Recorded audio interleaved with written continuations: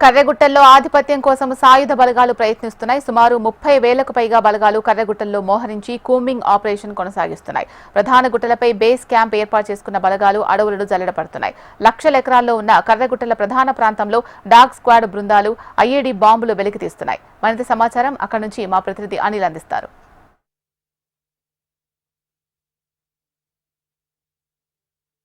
Operation కగార్లో భాగంగా కర్రగుట్టల్లో భారీ ఎత్తున సిఆర్పీఎఫ్, డిఆర్జీ, కోబ్రా బలగాలు అయితే అడవిని జల్లెడ పట్టే ప్రయత్నం చేస్తున్నాయి. గత 9 రోజులుగా కొనసాగుతున్న ఈ కూంబింగ్ ఆపరేషన్ కొలికి దశకు వచ్చినట్టుగా కనిపిస్తుంది. ఉదయం నుంచి సిఆర్పీఎఫ్ బలగాలు ప్రత్యేకమైన హెలికాప్టర్లో ఆ గుట్ట మీదకి చేరుకొని మనం చూస్తున్న ఈ ప్రాంతం అంతా కూడా శత్రు దుర్భేద్యంగా ఉంటుంది. మావోయిస్టులందరికీ కూడా దాదాపు కొన్ని ఏళ్ల పాటు దీని మీదనే ఉండి శత్రువులు ఎవరు కూడా పైకి రాకుండా మావోయిస్టులు అయితే ఇంతకాలం దీని మీద చాలా ప్రశాంతంగా జీవించడం జరిగింది. ప్రస్తుతం కేంద్ర బలగాలైనటువంటి సిఆర్పీఎఫ్ బలగాలు ఈ కర్రగుట్టల మీదికి చేరుకోవడం జరిగింది. టాప్ యాంగిల్లో టాప్లో దాదాపు శత్రువులకు కనపడే విధంగా అందరూ ఎవరు ఇక్కడ నుంచి వస్తున్నారు, కింది నుంచి ఎవరు వస్తున్నారని పసిగట్టే విధంగా ఉన్నటువంటి కర్రగుట్ట పైన సిఆర్పీఎఫ్ బేస్ క్యాంపులు అయితే ప్రస్తుతం ఏర్పాటు చేయడం జరిగింది. 3 ప్రాంతాల్లో బేస్ క్యాంపులను ఏర్పాటు చేసి పర్మనెంట్ స్ట్రక్చర్లతో పాటుగా ఇక్కడ సెల్ ఫోన్ టవర్లు, తర్వాత వాళ్ళ కమ్యూనికేషన్ వ్యవస్థను కూడా పటిష్టపరిచేందుకైతే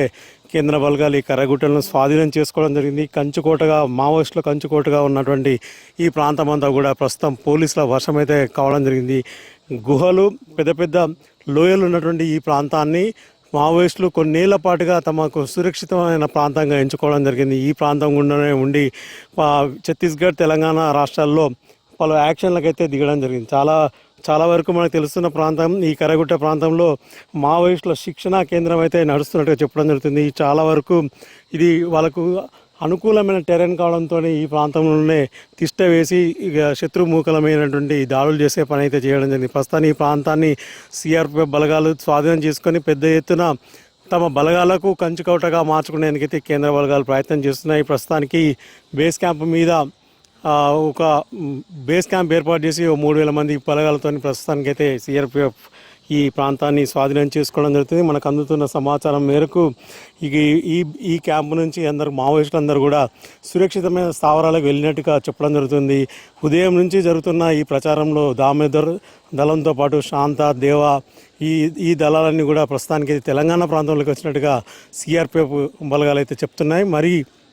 మరికొద్ది రోజుల్లోనే ఈ ఆపరేషన్ కగార్కు ఫుల్ స్టాప్ పడే అవకాశం ఉన్నట్టుగా తెలుస్తుంది. వీడియో జర్నలిస్ట్ రామరాజుతో అనిల్ కుమార్, HM టీవీ, వరంగల్.